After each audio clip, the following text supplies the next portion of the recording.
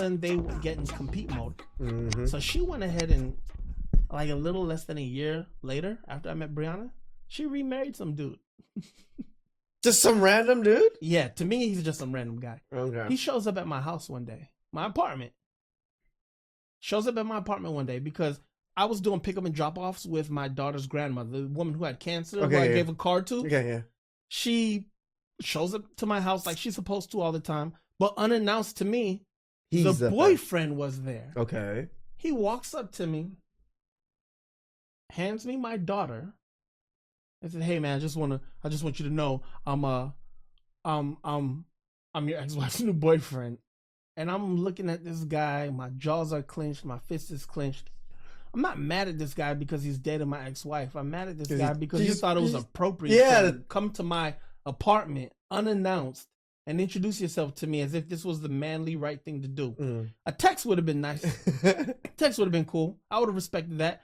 I know on paper it seems respectful what he did, but I don't know you. Yeah. And you walked my daughter to me, gave her to me. It seems like a power play a little bit. That's how I see it. Is Bingo. That what you're seeing it? Bingo. I said, where's Jamie? She asked me to drop her off at Target. I said, so your ex-wife, so your girlfriend didn't want to be here when we met? He said, oh man, that's not what this is about. I said, oh, she got another simp. She got another sucker. I'm looking at this guy. He's older than me, but I'm looking at this guy. I'm like, oh, I used to be here, bro. Good luck. Hey, good luck. So he's like, he shakes my hand. I say, bro, you believe in God? Like, what do you do for work? Like, what's your background? And he was like, I don't, I'm not religious, but I believe in a higher power. And I'm like, all right, whatever, bro. Brianna was standing right next to me while this happened. And then the dude just turns around and walks away. And I'll never forget, like, this guy walks like a pig. But I'm not going to say that. It's not cool. So that's not cool. He's a bitch. Yeah. But look, like John, you're a bitch. Yeah. But he thought he was so cool, bro.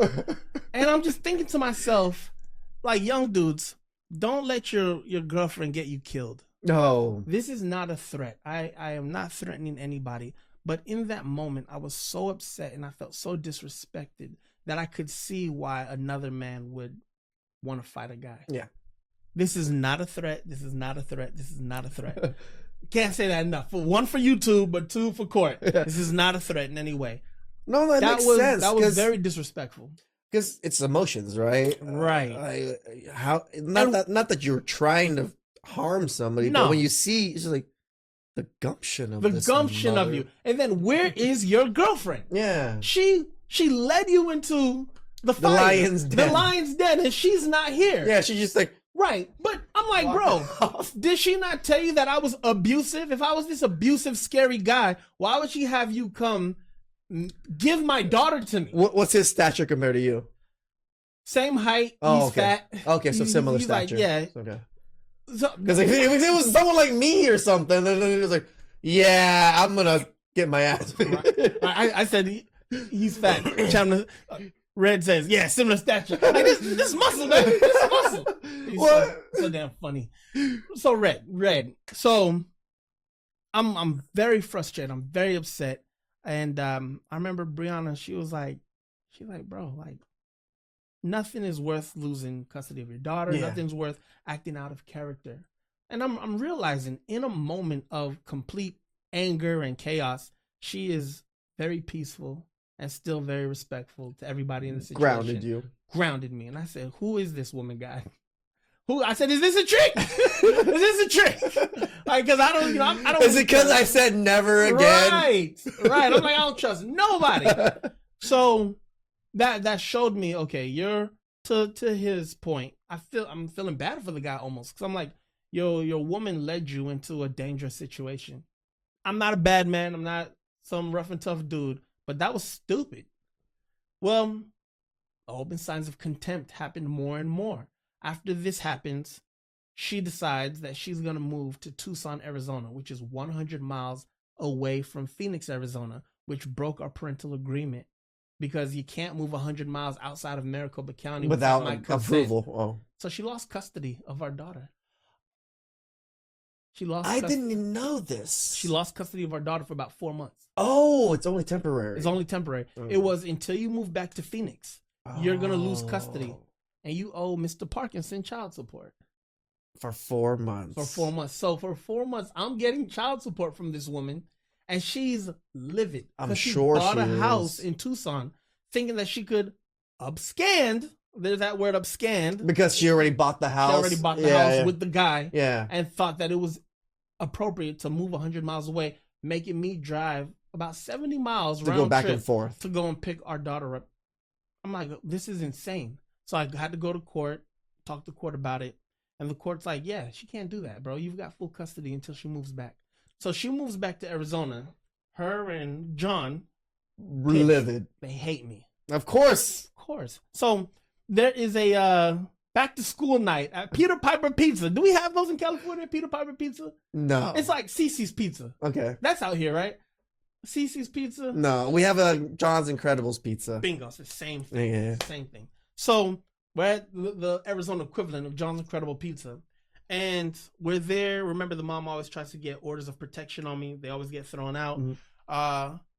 Her husband walks up to me and says, because now they got married, he walks up to me and says, you know, you're not supposed to be here because there's an order of protection on you. I said, no, bro, that got thrown out, actually. You should start reading your wife's dockets from court, bro. I don't know what she's telling you, but I'm not leaving. My daughter's here for back to school now. I don't know what you're doing here. But I understand you're now my daughter's official stepfather. Yeah. And I just want you to know we need to do what's in the best interest of her. Yes. Like, put aside whatever issues we have. I don't care for you. I care for her. Right. I said, bro, that's fine. He's going to say, you want to go outside?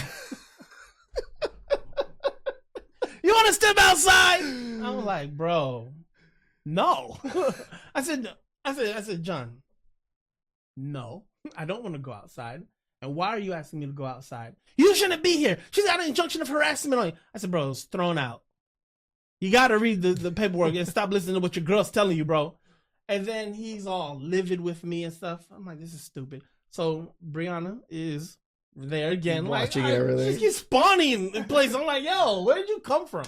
She's like, hey, man, we didn't mean any disrespect. We didn't even know you guys were going to be here for this back to school night. We just have nothing but respect for you guys. And this dude turns his back on her as she's talking and walks away. I'm like, you bitch. Like, God forgive me. But the lack of testicular fortitude that this guy has been showing me makes me not want him to be around my daughter. Yeah. Because you seem to be so insecure and weird. And we've all been there. We've all have insecurities. And who knows what she's told this man about me. True. That's not true. Maybe he thinks he's providing and protecting. Mm-hmm. But that's my biological daughter in that house, bro. Correct. So please do be careful with how far you're taking this. Mm-hmm. So that's over. After that happens, we had to meet again for a pickup and drop off. Okay. And when we met for that pickup and drop off, the guy tries to fight. Why? Because I don't know. I don't know. So I'm like, this is ridiculous. So I then am, for the first time, I'm in court telling a judge on somebody. I kind of felt like a simp. I'm like, am I really in court? This guy's like fucking bullying me. Right. And I'm like, this is so lame, but let's not have this go somewhere it's not supposed to go. Mm. It might be fashionable to him to fight over a woman, but it's not for me. Yeah. I'm like, this is not happening, bro. So the guy gets an injunction of harassment placed on him by the court. Because I explained to the court, I also had it all recorded on audio. Oh, okay. And he's here saying Mr. Parkinson was yelling and threatening me. I played the audio for the judge, and the judge was like, I don't hear him yelling once. He asked you very calmly, why are you requiring his daughter to call you daddy? Because that was what the whole conversation was. I said, hey, bro, I can't control what happens in your house, but I just want you to know it makes me uncomfortable that you're having my daughter call you daddy. And that is what enraged him and made him try to boss up on me. And I'm like, bro, this is so stupid. So after that happens, we go through all this stuff. Now, Jamie, my ex-wife, is on this tirade against us. She's calling the police on us. She's lying on us. One day, I was at a gun range because at the time I was then working at a tactical gear company as their media director. Okay. So I'm at a gun range. We're filming a commercial for a new bulletproof vest. Brianna was there that day. It was a fun day. She got to come out and fire a gun for the first time. So, you know, gun ranges are fun. They're fun. She had her tactical gear on, her goggles, her earmuffs. Also, my daughter was there that day. Nice. She had goggles on, earmuffs. She's not firing any weapons, but she just happened to be there. Jamie, my ex-wife, found a picture on Instagram of my wife, Brianna, holding a gun, because it's her first time holding a gun of any kind, with her tactical gear on. And I took that picture of her, and Jamie went to court to get a new order of protection on me and said to the judge, he had an order of protection placed on him because only one order of protection she put on me ever stuck. And she said he had an order of protection placed on him, and Arizona state law says he cannot operate guns with an order of protection on him. And if you zoom in on this picture, you can see his reflection in the car at the gun range. And the judge, it was a woman judge, she said, Mr. Parkinson, don't talk. She said, Jamie, are you a lawyer? She said, no. Do you have a bar license? No. Then you do not come into this courtroom telling me what a person is permissible to do with an order of protection on. This man doesn't even have an injunction of harassment on him. I'm throwing this out. Get out. You are not putting an injunction of harassment on this man. I didn't talk the whole time. I'm just there like, wow. Like, it's like, did I even have to be here? Right. Did I even have to be? Like, shout out to that judge. She was livid because of the audacity that she had to try to throw somebody under the bus. Yeah. She was just like, this is such a waste of time. She didn't even let me talk. So I say that to say, I'm never going to badmouth family court nationwide. I'm just bringing to the forefront the idea that men are going through too much. I'm not badmouthing nationwide. Even because most states aren't even 50-50 custody off the bat, which to me doesn't even make sense. It's crazy, man. It's kind of insane. So all this has happened about a year and a half after that. All this, my brother died. One of the last things Doobie told me, he said, he was like, bro, because I was just talking to him one day, and I was like, yo, Brianna's great, man, but she be talking. She's a lobbyist. She's like, she talks. But sometimes I'll be like, oh my God, my girl be talking. But I remember my brother was like, you don't like being challenged, bro, so you probably can't handle it. But he said it in a way where he was kind of challenging me to understand this might be what's best for you.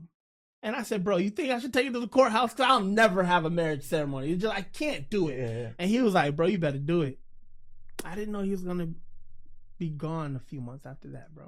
You know, before he passed, like, I think a year before he passed, I met him. I saw him at the Costco. The Bellflower Costco, or the Norwalk Costco. Me and him I was walking. I saw him like, Doovie.